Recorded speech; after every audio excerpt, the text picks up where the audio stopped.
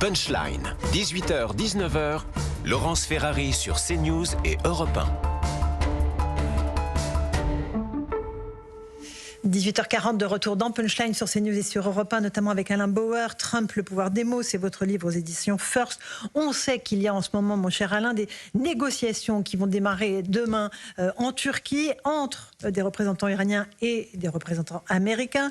Et cela alors que Donald Trump a assuré que les autorités iraniennes envisageaient d'ouvrir un nouveau site nucléaire. Il a d'ailleurs positionné dans la région une force de frappe navale et militaire très importante. On est avec Tancred Guillotel. Bonsoir Tancred.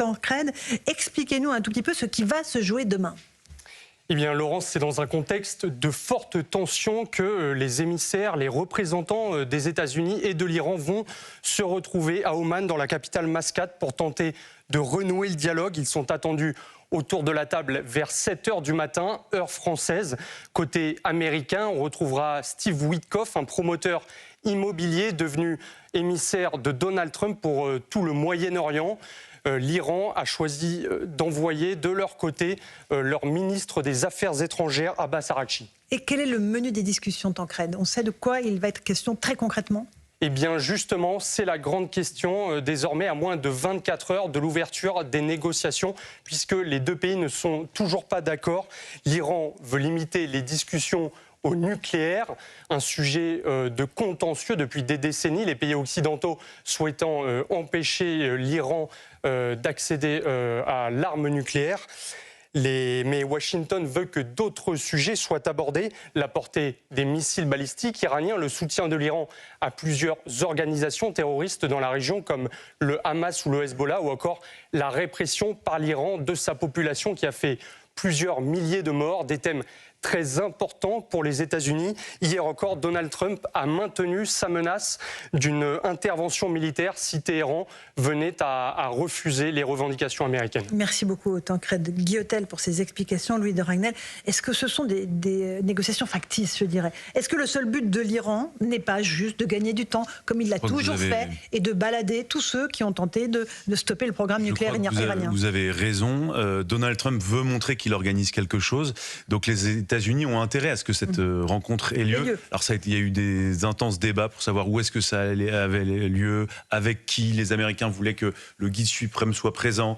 D'ailleurs, J.D. Vance a dit, mais je comprends pas, on n'arrive même pas à négocier avec le guide suprême. C'est le seul pays au monde avec lequel on n'arrive pas à avoir de contact. Et de son côté, effectivement, vous l'avez dit, l'Iran cherche à gagner du temps pour surtout différer le plus possible la possibilité de frappe du régime et du pays. Donc on voit bien que voilà, c'est une guerre d'usure. Et il y a un détail qui n'en est pas où les Iraniens aussi essayent de faire monter la pression, c'est l'arraisonnement de deux cargos chargés de pétrole dans le golfe Persique. Donc c'est, en tout cas depuis le début de cette séquence très compliquée entre les États-Unis et l'Iran, c'est la première fois qu'il y a l'arraisonnement de deux bateaux, vous savez, dans cet endroit très stratégique qu'est le détroit d'Ormuz. Alain Bauer, est-ce qu'il s'agit seulement de nucléaire ? Ou est-ce que les Américains veulent vraiment mettre à l'ordre du jour la répression de la population iranienne? Parce que les Iraniens en doutent un tout petit peu.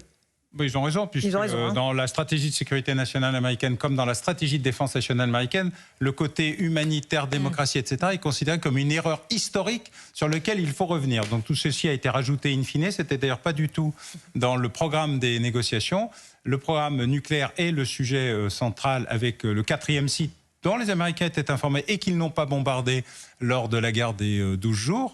Il a été même clairement identifié. J'ai même donné son nom chez vous, puisque pour la première fois, il avait été identifié en tant que tel. Alors, c'est un site très difficile, mais quand même. Deuxièmement, il y a les 440 kilos d'uranium enrichi à 60%. Je précise que pour le programme civil iranien, 10% ça suffit.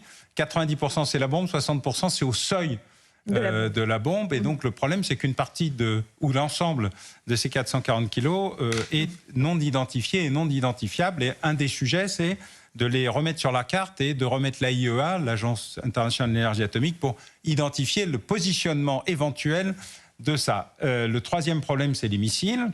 Les missiles iraniens sont de très longue portée. 7 d'entre eux ont traversé le dôme de fer et atteint des cibles stratégiques en Israël durant la guerre des 12 jours. C'est un vrai sujet pour les Israéliens comme pour les Américains. C'est pour ça qu'ils ont positionné des antimissiles de type Tahad, très haute altitude, qui protègent les Saoudiens, les Qataris, les Émiratis et les Israéliens.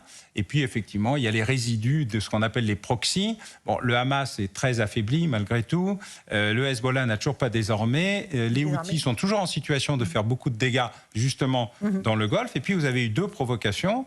Un drone qui est venu survoler gentiment l'USS Lincoln et qui a été abattu.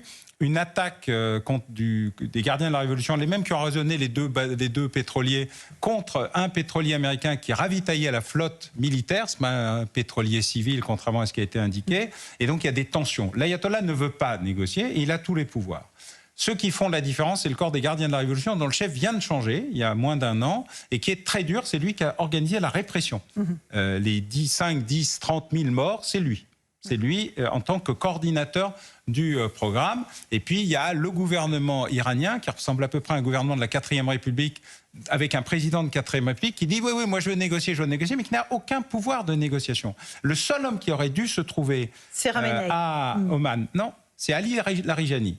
L'homme qui pèse dans l'ensemble du système, le grand négociateur, le seul négociateur, c'est le Hakan Fidan pour les Turcs, ancien patron des services et grand ordonnateur de la politique sécuritaire du président Erdogan. C'est ça. Et donc le fait que d'ailleurs ça ne se passe pas en Turquie est une baffe pour le président Erdogan, qui est assez mécontent. Le fait que ça se passe à Oman est plus gentil, ça a toujours été l'intermédiaire entre les Iraniens et le reste des pays du Golfe, dans des conditions un peu difficiles. Mais l'absence d'Ali Larijani montre les limites de l'exercice. Enfin, si vous me permettez une petite information pour vous. Au début, ça devait se faire en Turquie, effectivement, ça se fait à Oman. Oui, c'est à Oman.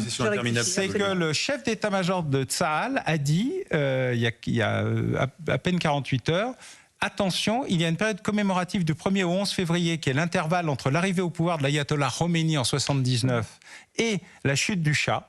Ça s'appelle les journées de Fajr, pardon pour l'accent, les 10 jours de Fajr. Il ne faut rien faire parce que symboliquement, ça casse tout et on entre en guerre. Ensuite, il va y avoir le 40e anniversaire de la mort de milliers de manifestants iraniens durant la répression de 1985. Et là, il faut frapper. Ça se situe donc dans sa tête, entre le 11... Qui doit frapper ?